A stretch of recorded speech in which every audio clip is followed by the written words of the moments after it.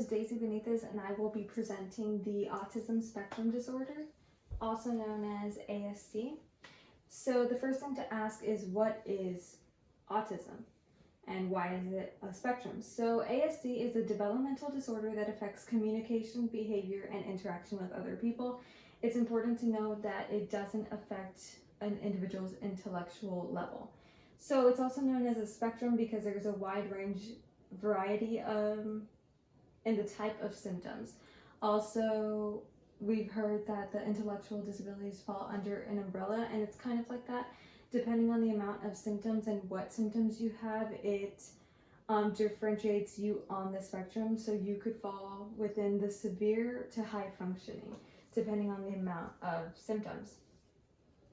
So how do you get autism? That's a very common question because it's not typically understood. It is something that you're born with. It's something that you just have.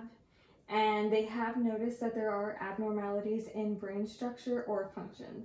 And they notice this through the scans that they perform when you're a child, that there are some differences in the shape and structure when you compare the scans to a normal child to a child with autism. And these scans also show differences whether you have ADHD or other intellectual disabilities. They're not all the same. Not saying that ADHD and other intellectual disabilities fall under autism, but each scan shows something different if you do compare them. So major signs and symptoms of autism, again, every case of autism is different. So some will have half of these or less than these. Not everyone has every single sign and symptom. So some of the ones are making little or inconsistent eye contact. So when we're having a conversation, typically we make eye contact to show the other person that we are listening and grasping what they're saying. But individuals with autism typically affect that, or they lack this because there's so many other things going on in their brain, but that doesn't mean that they're not paying attention or grasping what you're saying. Another thing is failing to or being slow to respond to someone calling their name or verbal cues. So if I were to call someone and I was like, Samantha, and they didn't acknowledge that I called them at all, but then they do come, that would be a sign because they are aware and they are listening, but it's just they're slower to respond, and sometimes they don't. Having difficulty with back and forth conversation, that's another thing because they already struggle with just responding to certain verbal cues, that having a back and forth conversation where you're just bouncing off of each other is difficult for them to do. For example, if you were to ask me, like, what's your favorite color? Blue. How old are you? 20. What school do you go to? Asd-Utrgv. For an individual with autism, it would take a longer amount of time, and sometimes they would have to maybe be doodling or playing with a pen, fidgeting, and then they would get back to you. It's not very easy to go back and forth. Lengthy conversations about a favorite subject regardless of people's interests. So it's not saying that they can't carry conversation, because oftentimes you'll find that an individual with autism is interested in something, but only in that one thing. So that's the only thing that they care to talk about, regardless if you are showing interest or not. They don't really care. So with the volunteer hours that we had assigned to us, I decided to volunteer at a clinic that takes children with autism, and sometimes you'll see where the child is so into dinosaurs or so into a cartoon like Supersonic, and they go on and on and on about that with the therapist or me, and it's like they don't care if you're interested or not, they just solely want to talk about that. So sometimes the therapists will even gear their plans towards Sonic, so they'll find like motor skills that or a game that fits that's actually helping them becoming like more functional, but we'll get into that later. So another thing is facial expressions, movements, and gestures that do not match what is being said. So this could be like, if again, back to the fidgeting or me walking around. Oftentimes an individual will just start walking around while you're talking to them, and it looks like they're not paying attention to you or grasping what you're saying, but that's not the case. They just have that Repeating certain behaviors, this is very common in a lot of, especially severe cases with autism, where the flapping of the hands or walking on tiptoes. Sometimes there are bad behaviors, where they'll rock their chair back and forth or head banging in certain situations. So getting upset by slight changes in routine, I've seen this also often. That once a routine has been developed with a child with autism, you typically have to stick to that routine, or you'll see sometimes their problem behaviors escalate, or they'll completely shut down in the social interaction because they feel thrown off. They like to have a structure. This is what we do at this time, then I do this, and they already know. So messing with that schedule, although sometimes it's inevitable, isn't a good thing because they'll become less functional. Sensitive to sensory inputs such as light, noise, clothing, or temperature. I have personally, through the volunteer hours, I've witnessed the noise and the clothing, especially during the colder days. A lot of like wool or heavy clothing can be irritating to them, and they just like fidget with their clothes because they're not comfortable. It could also be because that's not in the routine. Typically down here we're just wearing like a t-shirt, we don't need extra layers, and a pair of jeans or something. So wearing all these coats and mittens, it's not comfortable for them, and they're very sensitive. Well, some again. And the noise I've seen a lot in the clinic when other patients are working in the motor gym next to the treatment rooms. Sometimes the noises or the screaming of other children, like it really affects them and the work that they're doing, and then they'll just like put their hands over their ears, and sometimes the therapist will close the door, and it typically helps them, sometimes it doesn't. I haven't witnessed temperature and light, but yeah, that could be a symptom. So there's 3 types of autism I will be focusing on. All these would be once they've passed like the age of 3. There are others that are for younger children who are like said to be on the spectrum, but these are the more specified. So the first one, and it's going from most severe to the highest functioning, is the autistic disorder, also known as classic autism, and you'll find, the second is the Asperger syndrome, and the third is the pervasive developmental disorder, not otherwise specified, also known as atypical autism. So the first one is the autistic disorder, also called classic autism. It's what most people think of when they hear autism, the more stereotypical, because there are language delays, social and communication challenges. These are individuals who are known to be socially awkward. They don't do well in supermarkets because there's a lot of light, a lot of people, a lot of noise. It's too out of the norm for them, so they don't feel comfortable, and they typically like go into a shell and they don't want to see. It's a very narrow scope. Unique behaviors and interests. This is like previously stated, where they don't care if you're interested in it. They'll just go on. A lot of times you'll see that although English, history, and those subjects matter, they only want to focus on science, or they only excel in computer science and things like that. Usually paired with an intellectual disability. As previously stated, autism does not mean you have an intellectual disability, but in the classic autism, they will also be paired with. So that would be like their secondary disability. And so the next one is Asperger syndrome. The clinic I do my hours at focuses a lot on the Asperger syndrome individuals, and they don't want to not provide good services to individuals with severe autism, so they typically refer them to a clinic that only focuses on autism so that they get the most out of their treatment. But Asperger syndrome is a milder symptoms. This is also known as a high functioning autism. There are social challenges, unique interests, again, like a narrow scope of interests that they only like to talk about or they only prefer to study. However, there are no problems with language or intellectual disabilities. In fact, they tend to score above average on standard exams, especially those that they show an interest in. They're very smart.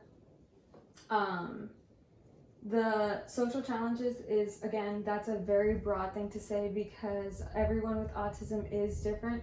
The individuals I have worked with since the beginning of the semester, I've witnessed them in the beginning be socially uncomfortable when I first got there because they weren't used to me there. Again, routines are important, and I kind of disrupted that routine. But then as we've gone on, they're social butterflies. They genuinely love to talk, and they get there and then they're like, "Hey Daisy," or "Hey Mark," which is the person I work with, and sometimes they'll like give you a high five or something like that. So social challenges are mostly like in the beginning when it's disrupting the routine. Again, it could stay because everyone with autism is different. It's very hard to generalize. Now, the pervasive developmental disorder not otherwise specified is what they will be diagnosed with if they meet a good amount of the symptoms but not a lot, or the signs. So you'll see a delay in social and communication challenges. So like previously stated, when they don't respond to cues of their name being called, or they can't keep the back and forth conversation going because it looks like they're not paying attention even though they are grasping what you're saying. So like here it says meet some criteria but not all criteria in comparison to classic autism or Asperger's syndrome. So that's why it's not otherwise specified, because they somewhat fall into the symptoms and signs, so they're just on the higher functioning end of the spectrum. And my experience, personally, autism is my favorite disability to work with. It's something I'd like to focus on once I get my career and stuff. So I wanted to talk about Jose and Daniel because I wasn't aware that routines are highly important to individuals with autism. So this was new to me when I first started volunteering. With Jose, he's why I keep saying supersonic, because he gets to the clinic and he first starts with occupational therapy. And he doesn't even sit down. He goes to the shelf, grabs the crayons out of the it's like a little cubby thingy, and he grabs the crayons out, he puts them on the desk, he goes to the therapist, and the therapist is on his laptop, and they Google supersonic like coloring pages, and he'll pick any one. And last time I was there, that's why I put this one, this is the one he picked. So the OT will print it, and he already knows once the sound goes off, he leaves the room, and it has to be him who leaves the room to personally get the thing from the printer, and then he comes, sits down, colors it, and it takes about 5 minutes. And when he doesn't do this, or he works with another occupational therapist in case that one isn't there, and they don't have him do this, he is very, he'll typically throw like a tantrum because you threw his routine off. So his worst behaviors will come out sometimes. And Daniel, I found this one interesting because he has been there since he was 2 and now he's 6, and they used to take him to the restroom, and he started off with one occupational therapist, but now they moved him to another occupational therapist who works with like older. But he's so used to the other occupational therapist taking him to the bathroom before the session.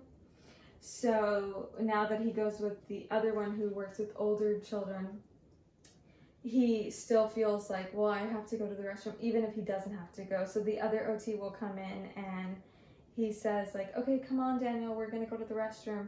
Even though Daniel sometimes does not have to go to the restroom, he needs to physically sit on the toilet and I guess wait, even if he's not doing his business, and then he'll tell the other OT like, okay, and then the OT will wipe him even though there's nothing there, but sometimes he just is so used to going to the restroom, even if he doesn't feel the sensation to go, he has to go, and then he'll proceed on with the treatment. So sticking to routines, even if sometimes we don't understand them, is important because it allows them to gain the most out of their therapy sessions, or if they're at home, they'll be more functional and they'll get their things done.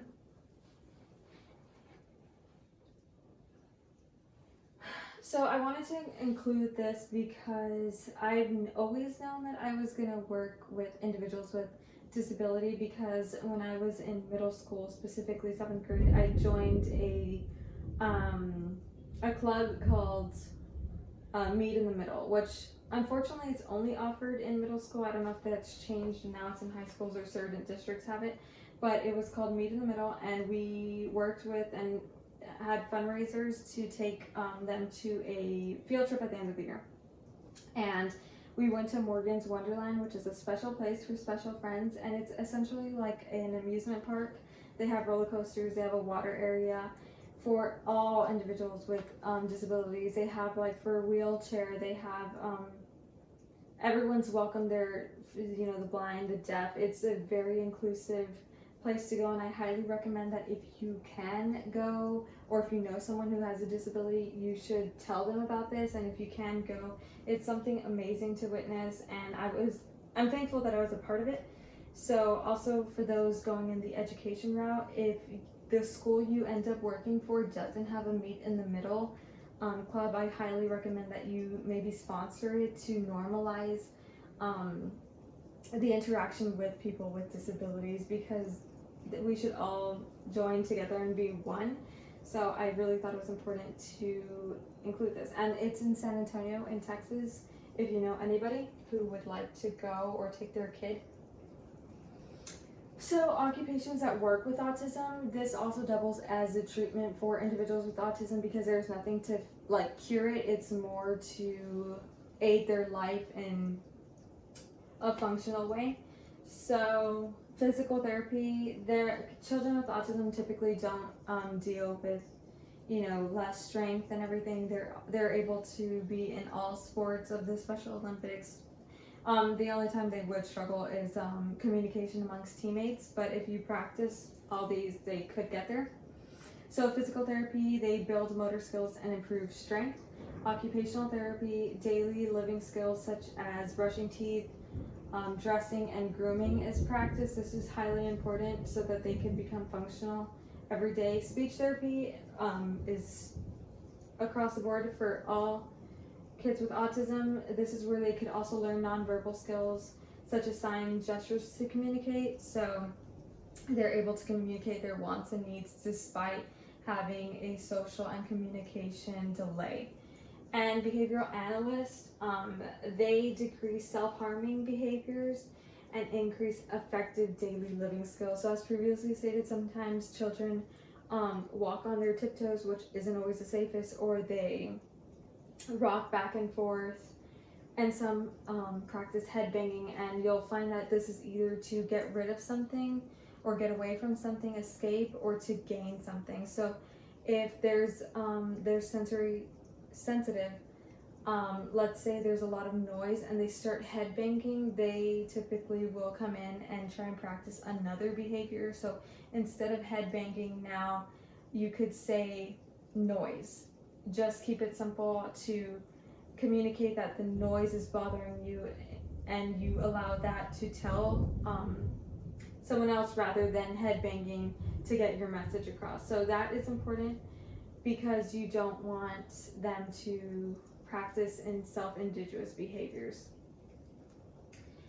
Now, these are some shows/movies that normalize autism. This I thought I would include just to show that there is like awareness in Hollywood, and it would be better if there's more that really shed light on disabilities. So The Good Doctor is a show where the main character has autism, but he excels greatly. A Boy Called Poe is a movie, and Atypical, which I haven't seen, but is on Netflix, and he has autism apparently, so I thought I would include that. So the main takeaway I would like to send is that I picked this quote: autism is not a disability, it's a different ability, because sometimes I think disability is just thrown out there too much, when we should focus on the fact that they do have disabilities. They just might struggle with communication and interaction, but that doesn't always mean that they don't have other things to offer. So a main thing, like we've learned in the beginning of the semester, just to get out there and to really take part in all communities, and You know, I actually was friends with someone in high school. Well, I'm still friends with her today, but she goes to a different college. Who was on the spectrum, and I had no idea. So it's not something to be scared of. It's something to genuinely normalize and just hang out with them, volunteer for them. You know, if there's a relay race or a marathon type thing, it'd be nice to take part in that, just to really get it out there that everyone should be united. And this isn't just for autism, it's for all disabilities across the spectrum. They still have abilities, and it's important that we unite. And especially as assuming by taking this class you are essentially going to work within that field, it's important to really become an ally and support them, all people. So my questions are: individuals with autism often have a set routine, true or false? Occupations that work with autism include occupational therapy, physical therapy, behavioral analyst, or all of the above.